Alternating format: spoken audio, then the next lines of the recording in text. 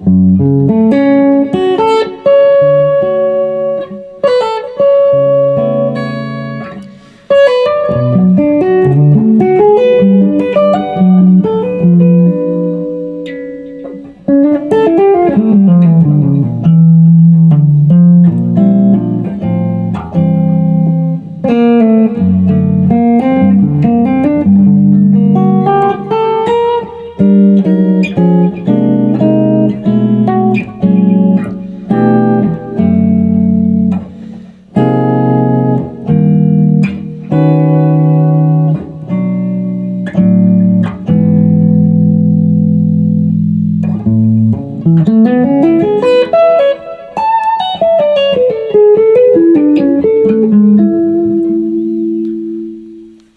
everyone, how's it going? Juan Dhas here, and welcome to this week's video. And instead of a lesson I wanted to do, or a lesson in the traditional sense, I wanted to talk a bit about sound again. Last time, and I'm going to put the link somewhere because I really want you guys to check this out, I did a talk about the physical aspects of tone and the physical aspects of getting a good sound out of your instrument. And this week I wanted to touch a little bit on the gear side of things, the guitar, the pedals, the amp, as I get asked that a fair amount, and I figured, you know what, this would be a good way to just kind of put everything into one video, and also discuss the other half, because at least with guitar, specifically electric guitar, the gear does influence the sound to some degree or another, and especially how you set it up. So I figured I'd go through my settings and just how I conceptualize it. Let it be noted, though, please do check out the other video. I think, personally, that despite gear having an influence on sound, it is secondary. If you have difficulties with getting a sound out of your instrument, acoustically speaking, or understanding just how some of the ways you manipulate the sound with just your fingers affects your sound, I'd suggest really checking that out and really diving in further to seeing and exploring, okay, what is possible and how your right hand and left hand work together to really make up the sound you get. So let's dive into it. Now, I'm going to start with the guitar just because it's in my hands right now, and many people may know that I've been using a Carvin, otherwise known as Kiesel. I've been using the Kiesel Holdsworth model for a while. I got this guitar back in 2013, and I've been using it as my main instrument ever since. Actually, this is the only electric I own. I have a Godin nylon as well somewhere. But as far as instruments go, this has really just been what I've been using for the past while. And I've honestly never been happier. Only recently have I started looking for another sound or even thinking about another sound. That's because I find myself reaching for lower notes for both chords and for linear playing. So who knows, maybe a 7-string might be on the horizon when funds allow for it. But a bit about the guitar. While it is a Holdsworth signature, I did choose to change many aspects of it. Instead of kind of Holdsworth's body model, I believe had an alder body, I'm not sure, and a maple neck, I went for a mahogany body, a mahogany neck with a rosewood fretboard, and the flame maple top, as you can see. Why was because at the time I was playing a PRS for a long time and I felt I need a little more air in the sound. I also wanted to try the headless format, and I ended up really enjoying it and just how well balanced it is once it's sat on your lap or on a strap. It really just kind of sits where you want it to and it doesn't move. Also, what I like about this thing is just how balanced it is across all registers. For example, if I just take one note and even right up there, it's really got a very uniform sound across the instrument, which I really love, and it's great for when you have your chordal playing where you want it to, at least I'm aiming for a more pianistic texture. So, right? Another important thing to note about this is it's a chambered body, so it kind of has that semi-hollow characteristic, and for me, at least I know it's going to sound a little more abstract, but it has a bit more air to the sound. And it just kind of adds something in the upper register that I wasn't getting from a solid body at the time.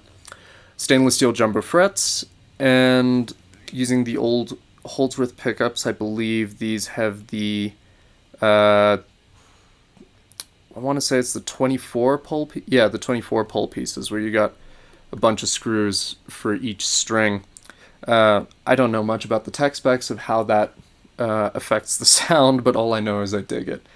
And as far as pickup heights and all that, got my bridge pickup fairly close to the strings for whenever I need like more of a gain sound and more output. My neck pickup's a little more sunk in, just for a slightly warmer, rounder kind of sound.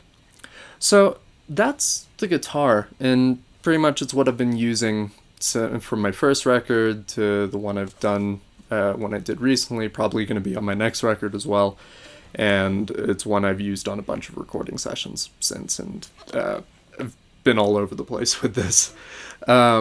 Talking about amps, and then we're going to get to the pedals, because I think the pedals are a little more involved, and I want to talk about my tonal options.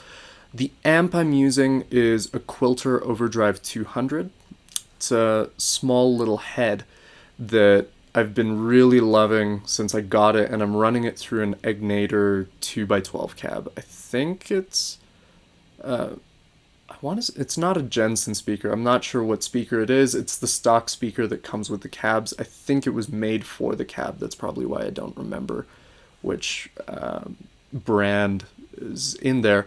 All I know is that it sounds good. And you'll find that I'll make references to this throughout the video, that while sometimes I do like to get in depth and really figure out parts of the sound, a lot of things that I do when it comes to tweaking sound are very intuitive, in the sense that I just kind of tweak things until it gets to somewhere within the ballpark of a sound I like, and then I start searching from there. But the way I've got my amp set up right now, I've got the gain on about 4, bass on 3, mid at about 4.5. I don't know if the half settings do anything, but I guess to my ears, maybe a placebo thing, it seems to do something. And treble, I'm now running it at about 2, and controlling a lot of it from the tone knob and the volume knob, depending on what response I want out of the actual amp. But as is, it's a very round, very full. If I play chords, it gets that very thick texture, which I want. I love like a big texture that kind of takes up a lot of room. Again, because I'm trying to imitate that pianistic sound. So there is quite a bit of low-end response. I find if I put the bass anywhere higher than 2, it does get kind of unintelligible and it's hard to read, but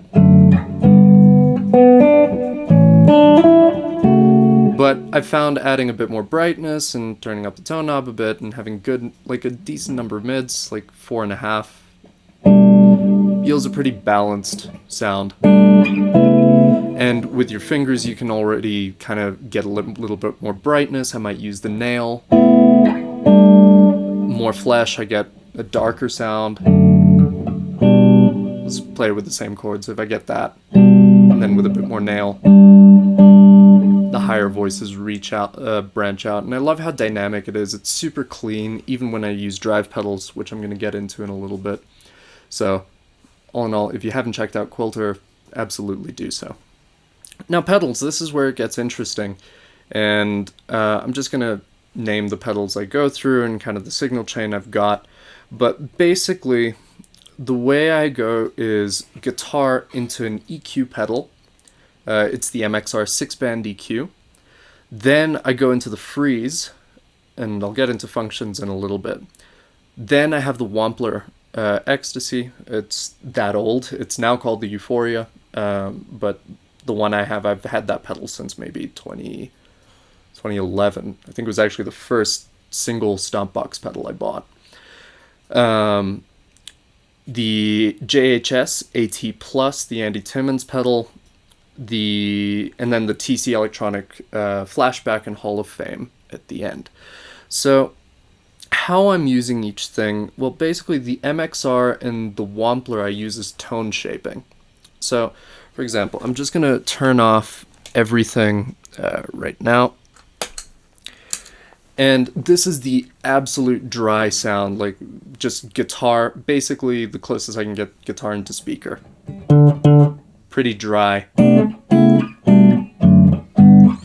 Then I have the MXR set up as a slight mid boost. Mid boost, I also take off a little bit of the high end and a little bit of the lows, but generally pretty mid boost. So it kind of rounds it out a little. The biggest difference is when I kick in the Wampler Euphoria, and I always have that on, personally.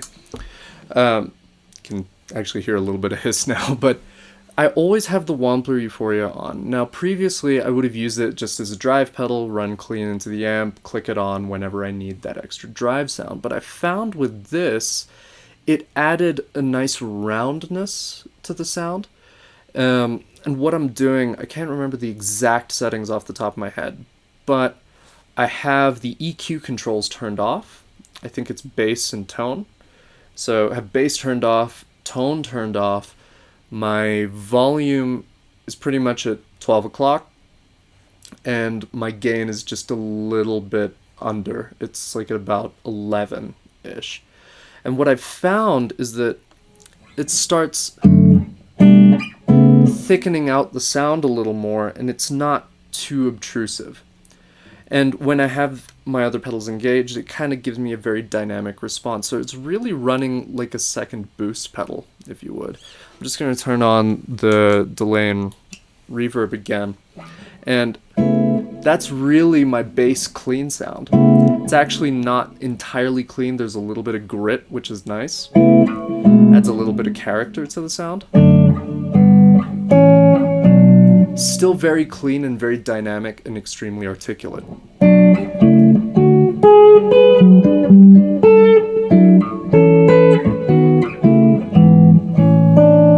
So that's using the Euphoria, or what was known as the Wampler Ecstasy, now known as the Wampler Euphoria, kind of used in this context. And when it comes to single note lines, I find having that roundness really nice, because now the notes aren't as shrill.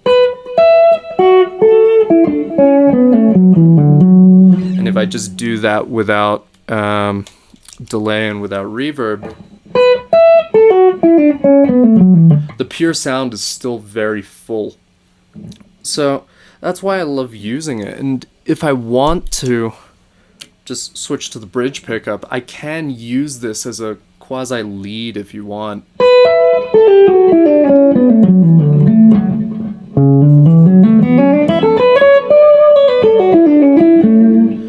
So that's the Wampler Euphoria. I did jump over the Freeze. The Freeze is kind of a self-explanatory pedal. I kind of use it as a piano sustain kind of sound. I've got it set not on the latch setting, but I've got it set to slow, and I believe the volume's at about 9 o'clock-ish. I can't remember the exact thing. The knob fell off, so it really is just adjusting by ear. But if I use it, it's very sparingly, usually for intros or ballads when...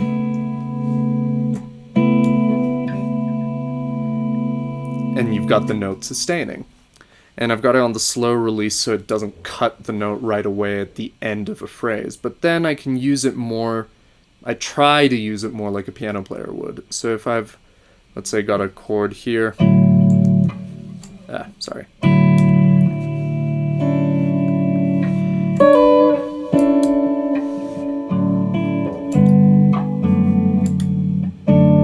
And try to simulate it's harder to do when I'm sitting down, especially when I'm sitting on a pretty low couch, but I try use it kind of like a piano player would, and try not hold it down all the time. Try really use it as a phrase, and almost try be aware of like kind of the overtones and how they blend into each other. Use it as an opportunity to create bigger voicings. So let's say if I want that sound and then that on top, that on top, that. So you end up with these like big structures. Like those are now like you've got 3 in the bottom and 4 like 7-note structures, which is a cool effect. It's a cool thing to go for, but it is a very niche pedal. So yeah, MXR into freeze into the Wampler, which boosts the signal and kind of is my bass, the basis of all this sound. And then I get into my JHS AT+. Now the settings for this are a little intricate. I believe I've got it set to the 100-watt setting because it's a, sort of, I believe, like an amp in a box style pedal. And it's based on the JHS Angry Charlie, but it's got the drive channel and an extra boost in case I need more grit, or extra fuel if need be, and it's a cool effect for that. So this has been lately my bass lead sound, if you would. So if I click on the drive, you'll notice it's still, like, I've got the volume on full here.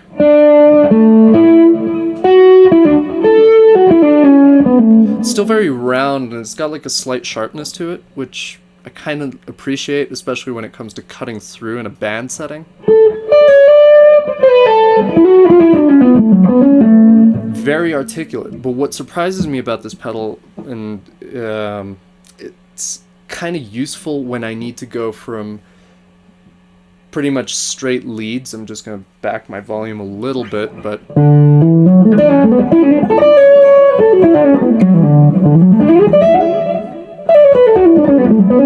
and then go to chords. It's still very crisp and very clear, and if I attack light enough, you can still hear the full chord definition, even with thicker voicings. Or I can still hear every note in that chord. Let's see, another voicing. But very quickly, and even at the full volume on the guitar, and on the bridge pickup at that,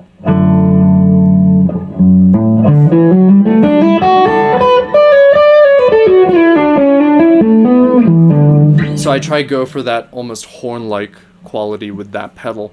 If I need the extra boost, kick on a boost, a little more hiss in the amp, but that I've got it set in such a way that it cuts a little more through a signal, but that's essentially my drive sound. I'm trying not to run too much gain on it, kind of just enough to get sustain and a little bit of smoothness, if that makes any sense, but not enough that it's overpowering or fizzy. So then we get into the delay and reverb thing, and they kind of, I've got it set up in a way that they've complemented each other. Basically, the delay is the TC flashback. I've got it set to a pretty quick delay time.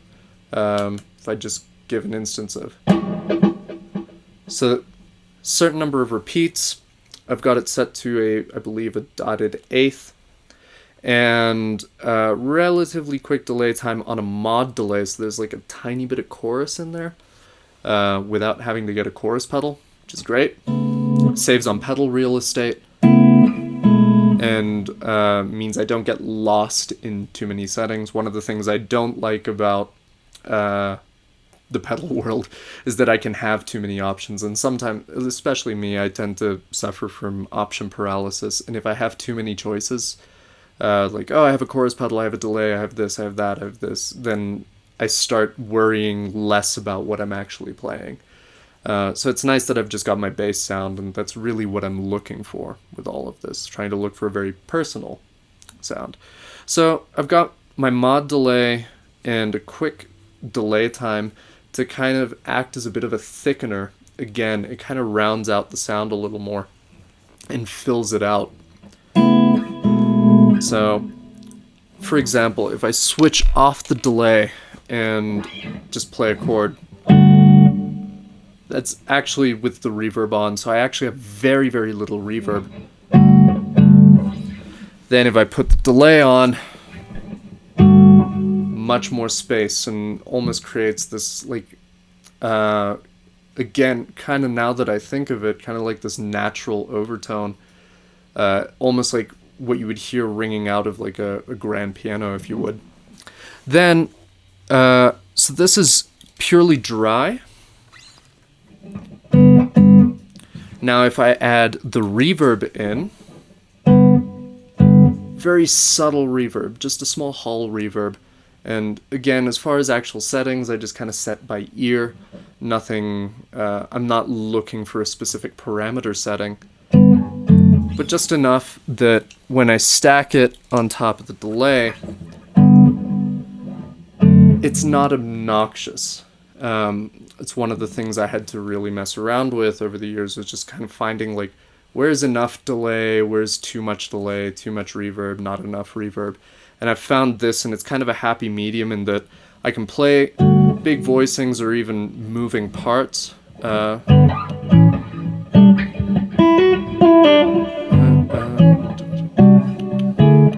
was that? Or even something more intricate, like...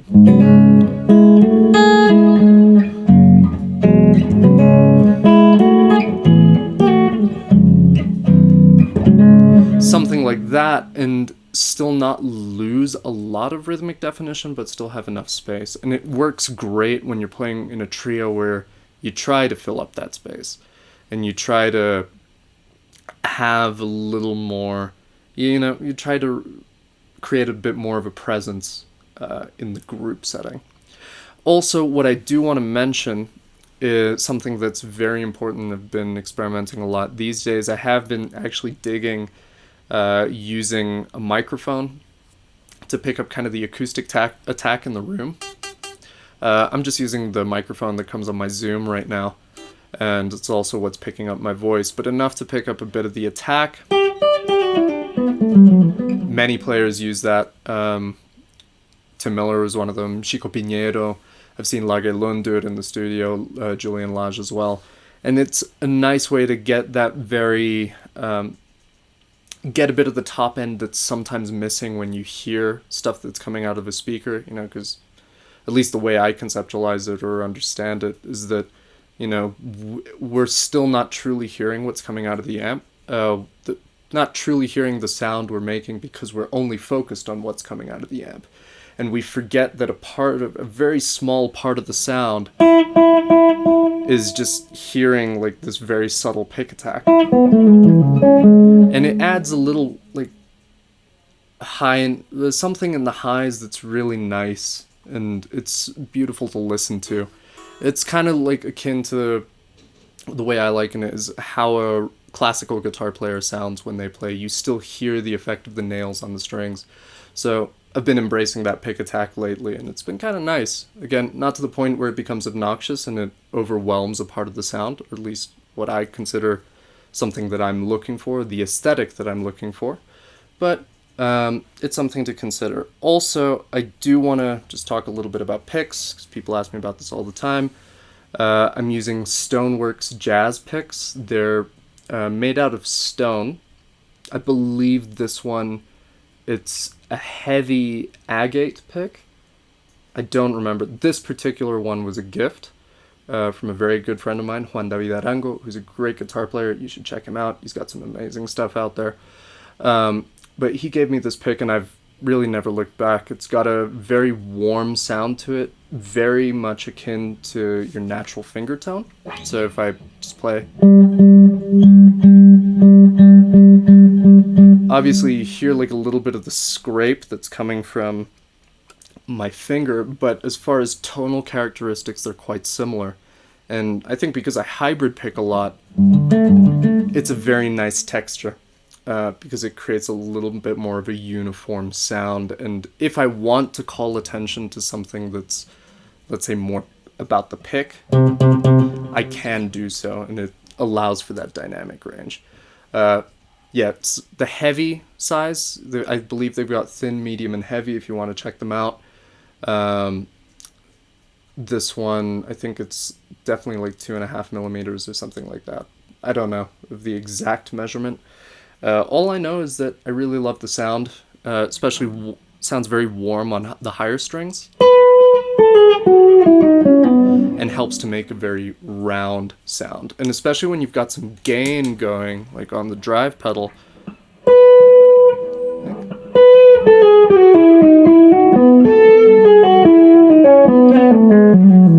it really helps make for a very smooth characteristic, and you still get enough definition.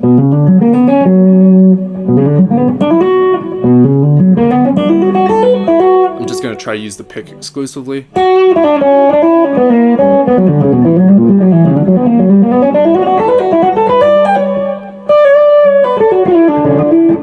You still get enough definition out of it that it sounds great. Also, for those who are interested in like the pick shapes, it does have a bit of, it's a jazz pick shape, but it's got a bit of a bevel on the end, so it doesn't really catch on the strings. It's actually got a very smooth glide to it. But in a nutshell, and this is a bit of a long video, but that is everything I use for my sound and everything I use to just kind of shape my tone, and kind of a little bit of how I think about tone. I hope it's been insightful in that regard. So please do stay tuned for the next video. The next 2 videos, I'm trying to keep to a 2 video a week thing, one playing, one teaching, as I have been for the past few months. And look forward to seeing you in the next lesson. So take care, everyone. Have a good one.